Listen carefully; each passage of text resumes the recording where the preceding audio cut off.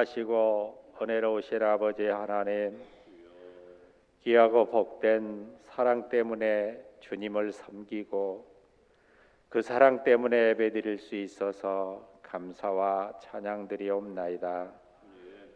저희들은 늘 주님의 엄청난 사랑을 귀하게 생각하지 못하고 주님을 닮아가지 못하고 경건의 모습만 흉내내는 연약한 저희들의 모습을 긍휼히 여겨 주옵소서. 그리스도의 생명이 저희 속에 가득 채워지기 원합니다. 복음으로 충만하기 원합니다. 우리 안에 그리스도의 사랑으로 가득 차게 살아가며 세상에 주님의 사랑을 전하며 살아가기를 원합나이다. 부활의 영광을 위해 십자가의 길을 기꺼이 걸어가신 주님께서 오늘도 너희 자신을 부인하고 십자가를 지고 나를 따르라고 말씀하지만 저희들의 욕심 때문에 주님의 십자가를 온전히 지지 못하고 살아가는 저희들임을 고백합니다. 저희들에게 새 믿음과 용기를 주셔서 주님을 끝까지 따르는 제자들 되게 하여 주옵소서. 아버지 하나님, 특별히 오늘은 썩고 부패하고 낡은 종교의 굴레를 용감하게 벗어 던져버리고 기독교의 참뜻과 참모습을 새로 찾는 변화와 개혁과 개방을 기념하는 종교 개혁주일로 지킵니다. 오직 은혜, 오직 믿음, 오직 성령으로라는 진리의 가치를 높이 들었던 개척자들의 신앙을 되새기며 우리 자신들이 형식화된 신앙을 과감히 척결하는 은혜가 있게 하여 주시고 새 사람 새 신앙으로 새롭게 다짐하는 시간 되게 하여 주옵소서. 오늘날의 교회가 겉으로는 개혁주의를 내세우면서도 안으로는 부패하고 타락하여 잘못된 신앙으로 얼룩진 교회를 새롭게 변화시키는 저희들 되게 하여 주시고 하나님의 주권적 통치가 역사하는 교회가 되게 하여 주옵소서. 특별히 우리 알곡교회를 긍휼히 여겨 주옵소서. 신앙의 역사하고는 달리 힘이 연약하고 주님 앞에 부끄러운 모습입니다. 우리 자신들이 개혁하고 변화하여 주님 앞에 칭찬받는 교회로 거듭나기를 원합니다. 성령 충만한 교회요, 전도하는 교회요, 그리스도의 사랑이 넘치는 교회로 거듭나는 알곡교회가 되기를 소원합니다. 이 시간 목사님을 통하여 귀하고 복된 말씀을 듣고 전하는 시간입니다. 전하는 목사님께 성령 충만함을 허락하시고 우리들의 마음밭에는 옥토밭이 되어서 선포되는 말씀이 잘 자라서 우리의 생각이 바뀌고 행동이 바뀌어 그리스도 안에 합당한 성도들로 변화되기 원합니다. 감사와 기쁜 마음으로 주님께 찬양을 준비한 호산나 찬양대의 찬양을 기뻐 받아주시기를 소원하오며 우리를 죄에서 구원하여 주신 예수님 이름으로 기도 올리옵나이다. 아멘. 하나님의 말씀은 에베소서 2장 8절로 9절까지 말씀입니다. 신약성경 311페이지에 있습니다. 다 함께 찾으셔서 한 목소리로 봉독합니다. 너희는 그 은혜에 의하여 믿음으로 말미암아 구원을 받았으니 이것은 너희에게서 난 것이 아니요 하나님의 선물이라. 행위에서 난 것이 아니니 이는 누구든지 자랑하지 못하게 함이라. 아멘.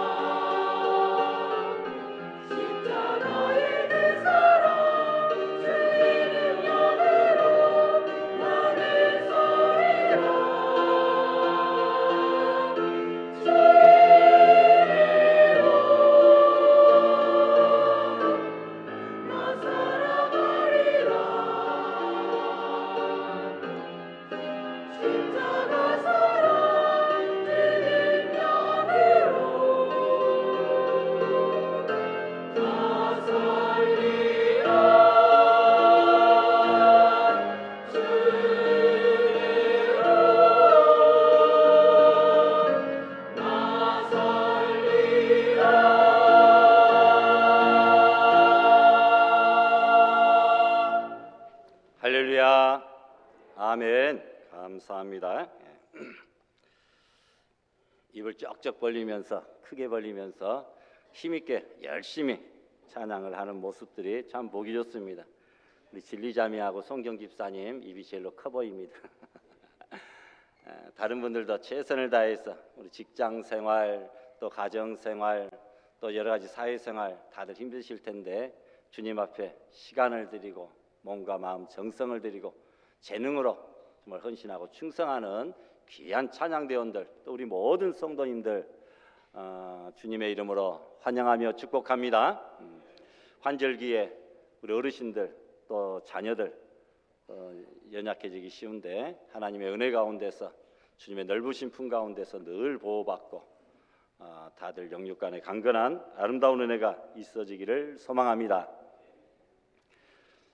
절기상으로 24절기 가운데 상강이 지난주에 지났습니다.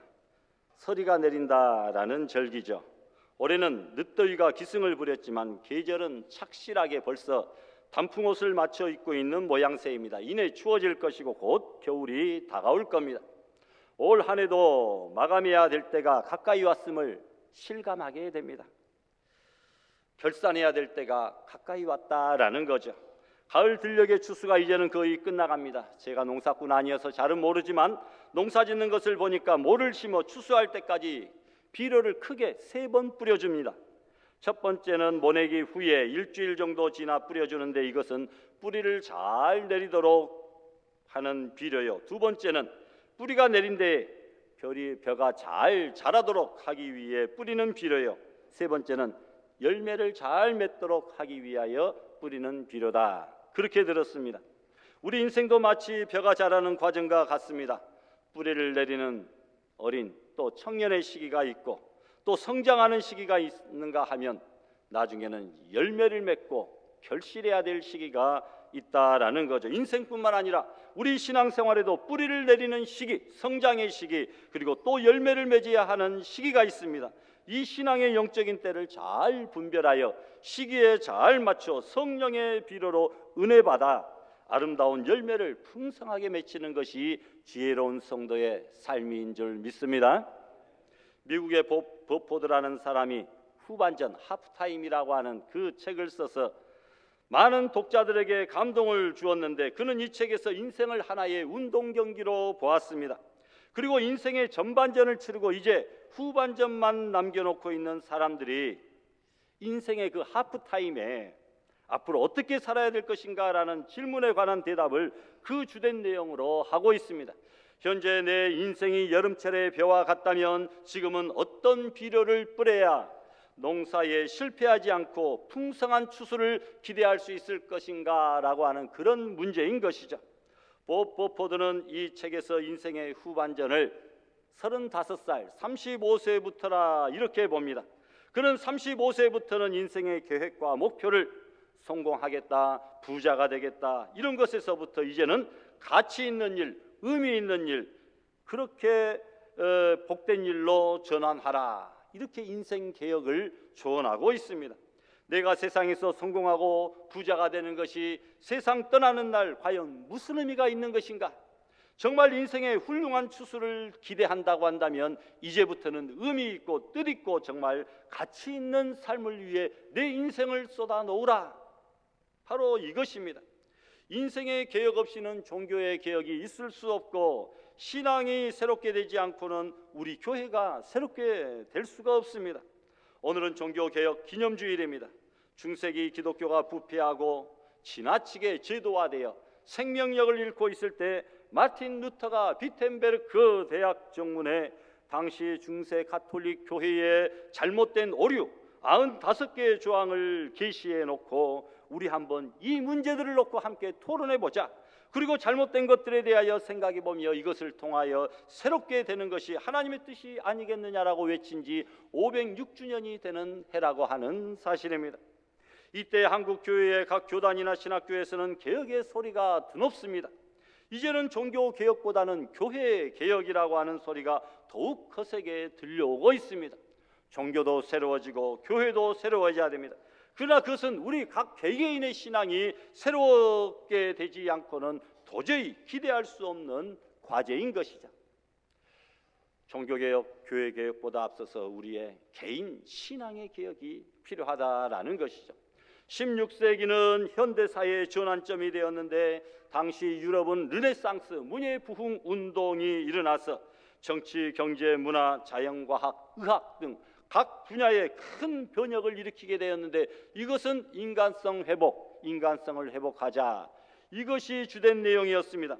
또한 종교적으로는 종교개혁 운동이 이루어졌는데 이것은 교회 회복, 말씀 회복, 신앙 운동이었다라는 것이죠. 영어로 종교개혁을 리포메이션이라 하는데, 여러분 우리가 수선집에 갔을 때 리폼한다 이렇게 말을 하잖아요. 이 개혁이란 잘못된 것을 개선해 나가는 과정입니다. 혁명은 뒤집는 것이라고 한다면 이 개혁은 고치는 것이죠. 원래 처음 것을 되찾는 것, 원상태로 회복되는 것, 이것이 개혁이다, 이런 말이죠. 부패한 세속 신앙에서 순수한 초대교회 신앙으로 성경으로 되돌아가는 것, 이것이 개혁입니다.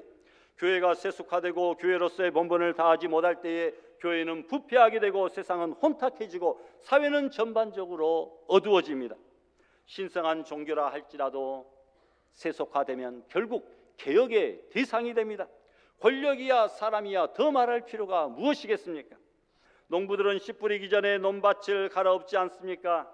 그래서 묵은 땅이 뒤집어져서 속으로 들어가고 속에 새로운 땅이 밖으로, 그래서 서로 섞이게 되어 흙이 힘이 있고 농작물들이 강해지게 됩니다. 제가 대학교 처음 들어갔을 때 종교개혁 주간 축제가 있었는데 그때의 슬로건이 묵은 땅을 기경하라, 묵은 땅을 기경하라, 아모스서에 있는 말씀을 가지고 그렇게 적어놓은 그것을 보고 큰 도전을 받고 충격도 받았던 것을, 은혜를 받았던 것을 기억합니다. 여러분, 기경하지 아니하고 묵은 땅을 뒤집지 아니하고 그대로 두고 씨를 한번 뿌려보십시오. 땅 힘이 다 빠진 산성화된 땅에서 제대로 된 곡식들이 자랄 수가 없다는 겁니다. 사람 사는 것도 마찬가지입니다. 오랫도록 내버려두면 타성에 젖어서 굳어버리거나 썩어 들어가게 됩니다. 그래서 언제나 변화와 갱신과 새로워지는 노력이 있어야만 됩니다. 교회 1년 행사가 매번 똑같이 진행되는 것 같습니다만 똑같이 그냥 그런 대로 시간 따라, 계절 따라, 절기 따라, 시기 따라 이런 순서 지키는구나 생각하면 그저 타성에 젖어버린 우리들의 모습밖에 더 되겠습니까? 똑같은 절기와 행사와 주의를 지킨다 할지라도 우리가 새로운 마음과 각오와 결단을 가지고 정말 그런 절기와 예배와 행사들에 우리가 적극적으로 참여한다면 우리 개인의 신앙과 개혁운동에 큰 도움이 될 줄로 믿습니다. 당시 루터가 종교개혁을 할 수밖에 없었던 요인들은 크게 세 가지인데, 신학적인 차원에서는 이신득이를 주장하는 것이 아니라 오직 의인은 믿음으로 말미암아 산다, 이것이 아니라 이행득구를 주장했습니다. 구원은 인간의 행함으로 말미암는다, 행함으로 구원 얻는다라고 주장한 것이죠. 도덕적인 차원에서는 교황청과 교회의 부패의 개혁이고, 그리고 사회적인 차원에서는 인간 본성, 그 각성의 개혁이다라는 것입니다. 이 세 가지 신학적, 도덕적, 사회적인 차원에서의 그 개혁을 외쳤습니다. 구체적으로 살펴보면 우선 천주교의 마리아 숭배 사상이 있습니다. 마리아는 예수님의 어머니죠. 그런데 죄 없는 몸으로 예수님을 잉태했기 때문에 우리 기도의 중보자가 된다. 우리는 예수님의 이름으로 기도하지만 그들은 마리아의 이름으로, 성모의 이름으로 기도해도 하나님이 들어주신다, 이렇게 주장합니다. 또 그가 사망 후에 무덤 가운데서 부활하였다고도 주장합니다. 그러나 마리아는 선택받아 복받은 여인은 될지언정 우리와 똑같은 죄인이고, 그는 결혼해서 자녀를 두었으며 결코 무덤에서 부활하지 못했다라고 하는 사실이죠. 마리아 숭배는 마리아 자신도 결코 원하는 일이 아닐 것입니다. 또 천주교의 성경관을 들 수 있습니다. 성경은 성령의 감동으로 된 하나님의 말씀인데 여기에 성경의 권위가 있는 것이죠. 그런데 천주교는 교회가 성경 위에 있고 교회가 성경을 인정해야 성경의 권위가 인정된다 라고 말을 합니다. 그래서 교회의 전통을 성경과 동일시하고 공인된 성경 외에 외경을, 가경을 또 성경으로 인정하고 믿기도 합니다. 기독교는 성경 위에 세워진 종교죠. 그런데 천주교는 교황의 칙령이나 가경이나 전통의 모래 위에 교회를 세우고 있으니 어찌 참된 기독교라고 말할 수가 있겠느냐라는 것입니다. 또한 교황의 무호서를 주장합니다. 그들은 교황을 그리스도의 대리자라 이렇게 믿고 그의 한마디 한마디 입에서 나오는 말은 오류가 없다. 그래서 교황 무호서를 주장합니다. 아니, 교황 역시 사람이고 똑같은 죄인이고 시험에 들 수 있는 연약한 인간임에도 불구하고 그런 위치에 서 있는 것일 뿐인데 교황은 오류가 없다, 교황의 모든 말은 진리다라고 외친다면 그것이 어찌 맞는 말이라 할 수 있겠습니까? 그리고 베드로를 예수님께서 임명하신 초대 교황이라고 하는데 이것은 매우 비성경적입니다. 마태복음 16장 23절 보니까 예수님께서 베드로를 책망하실 때 사탄아 내 뒤로 물러나라 이렇게도 말했습니다. 실수하여 연약하여 사탄의 역할을 하기도 했던 베드로에게 어떻게 교황 무호서를 붙일 수가 있겠냐는 말입니다. 교황을 또 하나의 살아있는 우상으로 섬기고 있는 것에 다름 아닙니다. 또한 여러분, 천주교의 고해 성사를 들 수 있습니다. 영세 후에 범한 모든 죄를 신부에게 그대로 고하면 신부로부터 죄 용서함을 받는다 이렇게 주장을 합니다. 그래서 신부는 정말 신적인 아버지로 나의 죄를 용서하고 용서해 주지 않을 수 있는 권한을 가진 자로 생각하기 때문에 그들은 신부를 신적인 권위로 대하고 존경합니다. 신부는 어떤 죄를 범했던 그 죄를 용서하되 죄인에게 죄 용서에 합당한 그런 고행을 당부합니다. 너가 이런 죄를 지었으니 너는 새끼를 금식하라, 너는 고행을 하라, 너는 면죄부를 사라 이렇게 말하죠. 그러나 이것도 지나친 비성경적인 것입니다. 어떻게 죄인이 죄인을 용서해 줄 수가 있겠냐는 것입니다. 오직 하나님만이 예수님의 피로 우리의 죄를 사하실 수 있는 권세가 있다는 것이죠. 바울의 절규를 기억해야 됩니다. 호라 나는 공고한 사람이로다. 누가 나를 이 사망의 몸에서 구원해내랴. 그도 역시 공고한 자여 사망의 죽을 몸을 가진 연약한 죄인일 뿐입니다. 인간의 죄를 씻는 길은 오직 한 길, 신부가 아니라 예수 그리스도의 피로 씻기게 되는 줄 믿습니다.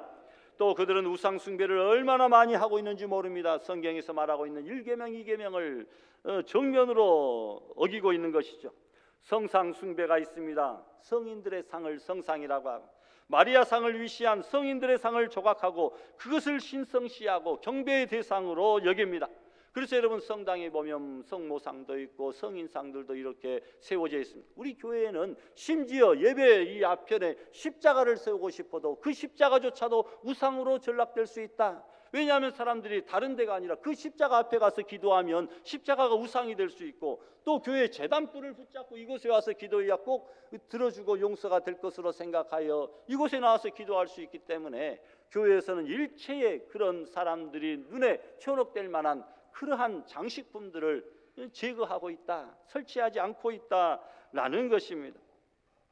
여러분, 유골 숭배도 있습니다. 죽은 성자들의 유골에 입맞추고 절을 합니다. 천사 숭배도 있습니다. 천사에게 드리는 기도와 숭배의 예식까지 있습니다. 지금도 많은 유물로 신자들을 미혹하고 있음이 사실입니다.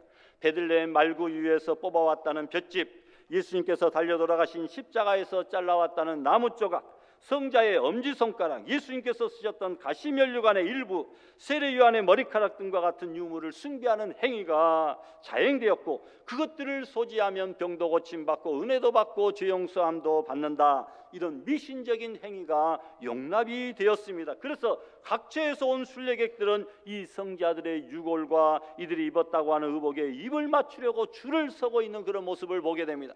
또 살아있는 신이라고 여기는 교황의 은혜를 받기 위하여 손을 붙잡고 그 얼굴을 아련하기 위하여 줄을 서는 그런 모습들도 볼 수 있습니다. 불교도 석가의 것이라 주장하는 사리를 전 세계의 순회에 전시하며 숭배하고 있는 잘못된 모습도 볼 수 있습니다. 이 모든 것들은 다 우상 숭배죠. 또한 그들은 돈을 받고 성직을 매매했습니다. 이러한 천주교를 향해 어찌 마틴 루터 한 사람만으로 족할 수 있겠습니까? 오늘날에 와서도 천주교 안에서, 그리고 우리 개혁교회라고 하는 교회 안에서도 수많은 루터들이 나와야 될 줄 믿습니다. 오늘 종교개혁주의를 맞이하면서 종교개혁의 3대 원리는 신자로서 언제나 기억할 만한 불멸의 진리인데 이것을 살펴보면서 함께 은혜를 나누기를 원합니다. 종교개혁의 첫 번째 원리는 무엇입니까? 오직 성경으로, 솔라 스크립투라, 오직 성경으로입니다. 하나님의 말씀으로 돌아가자 운동입니다. 그 당시에 성경을 아무나 읽을 수 없었습니다. 교황이 허락한 성직자들 외에 성경을 읽을 수가 없었죠. 왜냐하면 일반 백성들은 성경을 가질 수가 없었고, 그리고 성경은 오직 라틴어로만 기록되어 있었기 때문에, 그리고 그 어떤 다른 언어로 번역된 그 번역본이 있을 수가 없었기 때문에 라틴어를 배우지 못한 일반 백성들은 성경을 읽을 수도 없었습니다. 오직 신부들이 전해주는 그 말씀을 통해서만 들을 수가 있었다라는 것이죠. 그래서 성경을 해석할 권리는 교회에만 있었고 최종적 성경 해석 권한은 교황에게만 있었습니다. 백성들은 내가 성경을 읽고 은혜를 받을 수가 없었습니다. 그래서 여러분, 천주교는 성당에 성화로 가득 차 있습니다. 그 성화는 예수님의 일생을 그려놓은 그림들인데요, 이 성당에 성화들이 많이 있는 것도 이해가 됩니다. 왜냐하면 일반 신자들이 성경을 읽을 수가 없으니까, 가질 수가 없으니까 그 그림을 그려놓고 이것을 보고 대충 성경 말씀은 이런 것이구나, 예수님이 이런 일을 행했구나, 그 그림만을 보고 이해할 뿐, 그런 수준이었다라는 것입니다. 여러분, 우리 개신교에서는 성경 무호서를 믿지만 부교인 가톨릭에서는 교황 무호서를 믿습니다. 교황이 신앙이나 도덕에 대하여 무슨 결정을 할 때에는 실수하는 법이 없다. 이것이 그들의 신조입니다. 결국은 교황의 생각이 그들의 신앙과 행위의 표준이 됩니다. 그리고 교황의 말과 성경의 말씀이 서로 상충될 때에는, 반대될 때에는 교황의 말이 우선이다, 교황의 해석이 우선이다, 이렇게 주장을 합니다. 그런 때에 마틴 루터는 라틴어로 된 성경을 독일어로 번역을 합니다. 독일 사람들이 이것을 읽으면서 놀라운 하나님의 능력을 발견하고 은혜를 체험하게 됩니다. 오직 성경만이 신자의 신앙과 행실의 표준입니다. 우리가 하나님과 깊은 관계로 들어가고 하나님의 뜻을 알고 진리 따라 바른 믿음을 가지려면 우리의 말씀을 높이고 말씀을 가까이 하고 말씀을 열린 마음으로 받아들이시기를 바랍니다. 오늘날 현대 교회 성도들의 가장 큰 문제가 무엇입니까? 오늘 우리는 그들이 그토록 간절히 원했던 자기 말로 된, 우리말로 된 성경을 개개인들이 누구나 소유하고 마음껏 읽을 수 있는 신앙 자유 시대에 살고 있음에도 불구하고 성경을 읽지 않는다고 하는 것, 바로 이것이 오늘날의 우리 성도들의 가장 큰 문제 중에 하나인 것이죠.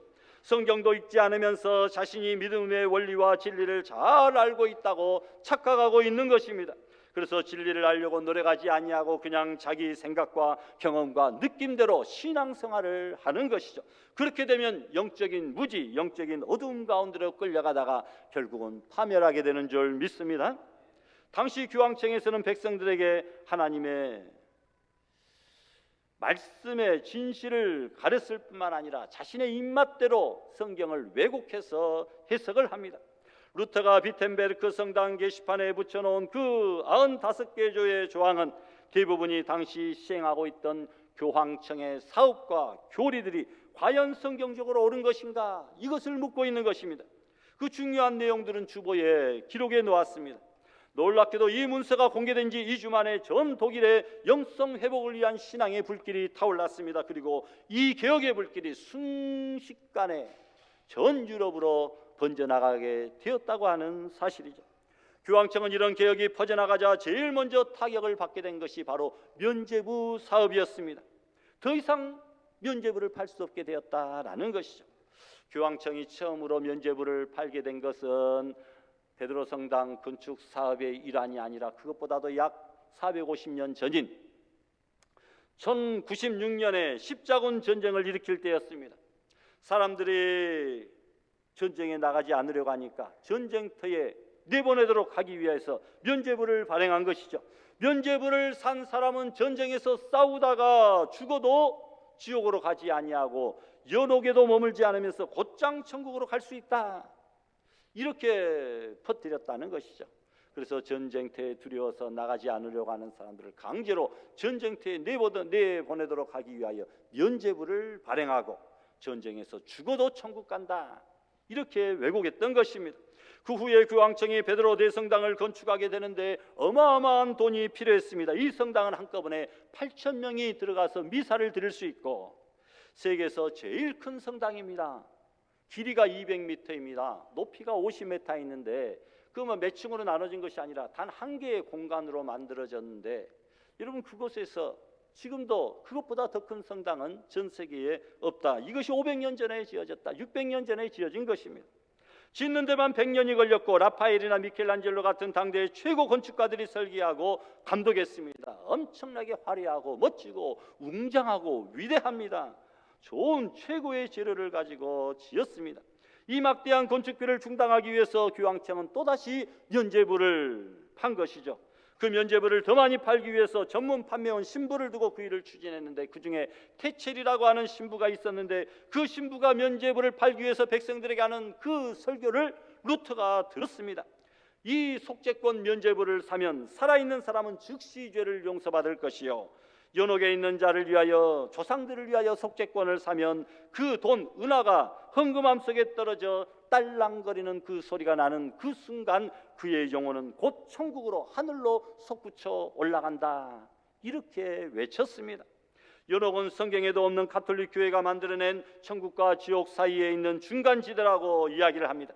아주 악한 죄인은 죽으면 지옥으로 가지만 보통 죄인은 지옥으로 곧장 가지 아니하고 연옥으로 보내져서 거기서 고행을 하고 또 후세들이 그의 이름으로 헌금을 드리거나 미사를 드리면 자격이 갖추어질 때 그는 천국으로 보내진다. 이런 잘못된 교리를 가지고 있습니다. 그러니까 자기가 죄인이었어도 후세 사람들이 그를 위하여 그의 이름으로 미사 예배를 드리거나 헌금을 많이 하면 여러분 천국으로 간다는 그런 법이 어디가 있습니까? 또 후손들이 그의 이름으로 면죄부를 사는 순간 연옥에 있는 선조들의 영혼, 아버지의 영혼이 지옥 가지 아니하고 그냥 천국으로 뛰어오른다. 이렇게 주장을 합니다. 또한 그 당시 구원은 믿음과 선행으로 구원받는데 그 당시도 믿음이 있었습니다. 믿음과 선행으로 구원받는데 믿음은 다 똑같을지라도 바울이나 마리아 등 성인들의 믿음은 천국을 들어가기에 구원받기에 충분할 만큼 남을 만큼의 선행이 있고 반면 보통 사람들은 구원받기는 조금씩 다 선행이 조금씩 모자라다. 이런 것입니다. 그러면 성자들의 남은 선행은 하늘 창고에 쌓아두었다가 하나님이 교황을 통해서 그 선행을 주면 교황이 어떤 사람에게 그 선행을 나누어 주면 그 사람은 그 보충된 선행을 통하여 자기의 부족한 구원받기에 모자란 선행을 채우고 천국으로 들어간다. 이런 잘못된 교리를 주장을 합니다. 여러분 그런데 성 베드로 성당 짓기 위해서 많은 헌금이 필요했기 때문에 헌금을 많이 한 사람들에게 성자들의 구원받기에 남은 그 여력의 선행을 나누어준다. 이것이 바로 면죄부죠. 면죄부로 성인들의 남은 선행을 사라. 그래서 구원을 받아라. 이렇게 외치는 것입니다. 면죄부를 돈을 주고 사기만 하면 전부 다 구원을 받는다. 그러니까 너도 나도 면죄부를 사기 위해서 몰려들었고 교황청은 돈을 많이 벌게 되었습니다. 교황청 안에 금은 그릇이 가득하게 되었습니다. 그래서 교황은 말합니다. 성경에 베드로는 은과 금은 내게 없다라고 했는데 우리 교황청에는 은과 금 그릇이 너무나 많다라고 자랑을 합니다. 교만한 소리죠. 그래서 토마스 아킨포스라고 하는 신학자는 말하기를 로마 가톨릭은 은과 금은 많을지 몰라도 베드로와 요한에게 있었던 예수 그리스도의 이름은 없다. 이렇게 맞받아치기도 했습니다. 루터는 이 면죄부 판매는 기독교 복음의 변질이며 교황청의 기만이라고 하면서 95개 조항의 이 문제를 당시 왕보다도 더 권위가 있는 교황청의 거대 권력에 목숨을 걸고 도전하며 이 일을 제기한 것입니다. 그냥 대충 손을 들고 이유 있습니다가 아니라 목숨을 걸고 이 일을 제기했다. 그 거대 권력 앞에 그 루터 신부 한 사람의 힘은 정말 보잘것이 없었다라는 것이죠. 루터가 주장하고 싶었던 가장 중요한 문제 중에 하나인 구원은 면죄부를 산다고 해서 얻어지는 것이 아니라 오직 하나님의 은혜로만 얻어질 수 있다. 바로 이것입니다. 두 번째로 여러분 바로 종교개혁의 원리는 오직 은혜로만입니다. 따라해 보십시다. 오직 은혜로만. 구원이 면죄부를 삼으로써 얻어지는 것이라는 것은 말이 되지 않습니다. 사람이 자신의 어떤 공로나 돈이나 면죄부로 하나님 앞에서 의롭다함을 얻고 구원을 얻는다는 것은 불가능한 일이죠. 어디에도 면죄부 삼으면 구원 얻는다, 성경에 그런 말씀이 없습니다. 구원에 대한 루터의 입장은 오늘 본문 말씀에 근거해서 확고합니다. 뭐라고 이야기합니까? 너희는 그 은혜에 의하여 믿음으로 구원을 받았으니 이것은 너희에게서 난 것이 아니야 하나님의 선물이라. 행위에서 난 것이 아니라고 분명히 말씀하고 있습니다. 누구든지 자랑치 못한다. 믿음으로 말미암아 구원을 얻었으니 이것은 행위에서 난 것이 아니라고 말씀하고 있는 것이죠. 구원은 사람이 어떻게 해서 얻을 수 있는 것이 아닙니다. 구원에 가난한 인간이 할 수 있는 것은 아무것도 없습니다. 전적으로 하나님이 하시는 일, 하나님이 은혜로 주시는 일방적인 선물인 것입니다. 구원이란 무엇으로부터 풀려나는 것을, 자유하는 것을 말하는데, 어떤 사람은 불 가운데서 구출되어 살아나는 것이 구원입니다. 물에 빠져 있는 사람은 누가 건져주는 것이 구원이죠. 병든 자에게는 죽음의 병에서 낫게 되는 것이 구원입니다. 이스라엘 백성들에게는 애굽에서의 해방이 구원이죠. 여러분, 우리 모든 죄인들에게는 무엇보다도 죄로부터의 구원이 진정한 구원이 되는 줄 믿습니다. 날 때부터 우리는 죄성 가지고 태어나서 죄의 종으로 끌려다니며 원치 않는 죄를 짓고 삽니다. 예수 믿기 전에는 죄의 종이었고 노예였습니다. 하나님의 진노의 대상이었지만 예수님이 십자가에 달려 죽으심으로 나를 죄악에서 구원해 주시고 하나님의 자녀가 된 것이죠. 내가 잘나서 자격이 있어서가 아니라 모든 것이 하나님의 은혜인 것이죠. 십자가의 은혜로만 구원을 얻을 수 있는 것이지 그 어떤 다른 것으로 면죄부를 산다고 선행을 많이 행한다고 구원을 얻는 것이 절대로 아닌 것입니다. 은혜라는 말은 헬라어로 카리스라고 말하는데, 받는 자의 가치나 공적에 관계없이 공짜로 거저주시는 선물, 이것을 말합니다. 돈을 주고 사는 것은 정말 크게 절대적으로 가치 있는 것들이 아니죠. 적당히 좋은 것들은 돈을 주고 살 수 있지만 정말로 가치 있고 중요한 것들은 돈을 주고 사는 것이 아닙니다. 여러분, 정말 가치 있는 것들은 너무나 귀하기 때문에, 하나님이 너무나 비싸기 때문에, 그냥 우리가 살 수 없는 만큼 비싸기 때문에 거저 공짜로 주시는 것이죠. 그래서 생명과 직결된 공기는 거저 없습니다. 공기 없다면 사람이 5분도 살 수 없습니다. 그처럼 소중한 공기는 값으로 계산을 할 수 없는데 너무나 귀하니까 하나님이 공짜로 거저 주신 것이죠. 여러분, 물이 얼마나 소중합니까? 우리 몸의 70%가 물입니다. 그것도 공짜입니다. 햇빛이 얼마나 소중합니까? 빛으로, 열로, 에너지로 만물을 살립니다. 그것도 공짜입니다. 생명과 직결된 정말 소중한 것들은 하나님께서 공짜로 주시는 것이죠. 여러분, 자녀들, 부모님, 형제자매 너무나 소중하니까 하나님께서 그냥 은혜로 공짜로 주시는 것이죠. 교회도, 구원도, 성경도, 예수님도 너무나 소중하고 귀한 분이니까 우리가 돈으로 어떻게 살 수 없을 만큼 가치 있는 것이니까 하나님께서는 그것을 거저 우리에게 공짜로 주신 줄 믿습니다. 여러분, 항상 하나님의 은혜에 감사하고 그 은혜 속에서 살아가는 성도들이 되시기를 부탁합니다. 마지막으로 세 번째 종교개혁의 원리가 있습니다. 오직 무엇입니까? 믿음으로, 솔라 피데입니다. 로마서 1장에 오직 의인은 믿음으로 말미암아 살리라, 이 말씀에 근거합니다. 마틴 루터는 당시 수도원에서 돌을 닦던 수도사였습니다.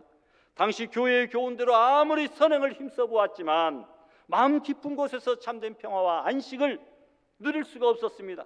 구 대학 교수로서 성경을 강의하게 되었는데 로마서를 깊이 연구하는 도중에 오직 의인은 믿음으로 말미암아 살리라, 이 말씀을 통하여 구원의 진리를 깨달았습니다.